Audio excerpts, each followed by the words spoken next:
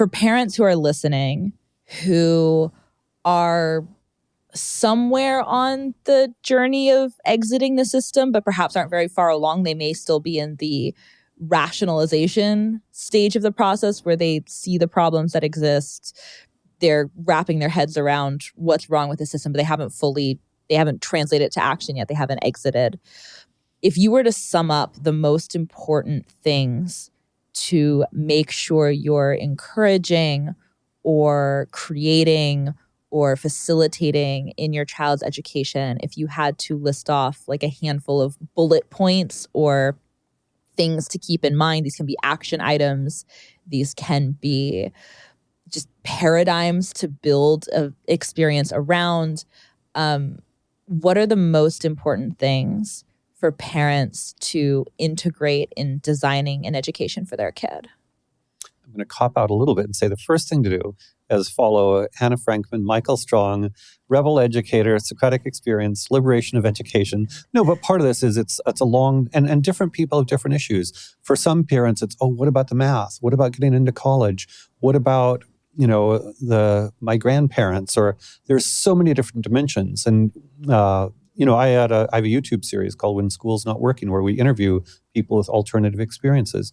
I've seen so many kids with alternative experiences have great lives that I have zero concern. Again, for me, I don't even take school seriously, but most people live in this cocoon where school is taken seriously and you're either crazy or courageous to step outside of it. And there are lots of different legitimate issues. What about learning differences? And, what about, what do I do if I don't do well at school? Or what do I do if I am doing well at school? Whatever it is, I think it's a matter of exploring, and you will find different voices. And seriously, I think you and I, our networks are fabulous for this. And engaged and ask about your doubts. And it could be for your child, it's better to stay in a school. There are, I'll say 25% where maybe it's better to stay in a regular school. Or the other thing I want is for parents to be much more assertive about their child's education. Usually public schools will say, you got to go for the full day. But I've known parents who say, I think I love the first half of the school day here. I don't like the last half. I'm pulling my kid out at noon. And initially the school will say, you can't do that against the rules. And often then they think, we get to keep the full per pupil expenditure. If they only come half a day, okay, we'll let you go. You can't do this, we'll let you go. Again, flourish. Is your child thriving? Are they flourishing? Light in their eyes? Whatever it takes for your child.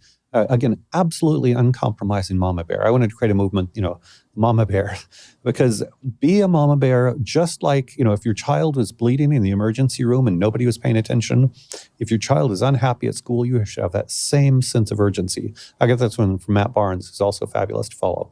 Yeah, if your child is not flourishing at school, regard that full on as just as much as an emergency. If they're bleeding in the emergency room, nobody seems to care about them, because the adolescent mental health crisis is real. What people don't realize is a mismatch between the needs of children and school is a big part of the mental health crisis. Going back to flip it around, yes, social media is part of the mental health crisis, but if school is boring and meaningless, of course, the toxic, addictive part of social media is going to be so much more. If they have a school experience that is rich, meaningful, engaging, healthy, connected human relationships with people who care about them, that's one of the best things you can do to push back against toxic social media. So absolutely uncompromising mama bear. If my child's not flourishing, I'm going on to the warpath until I get that. That's the simple version.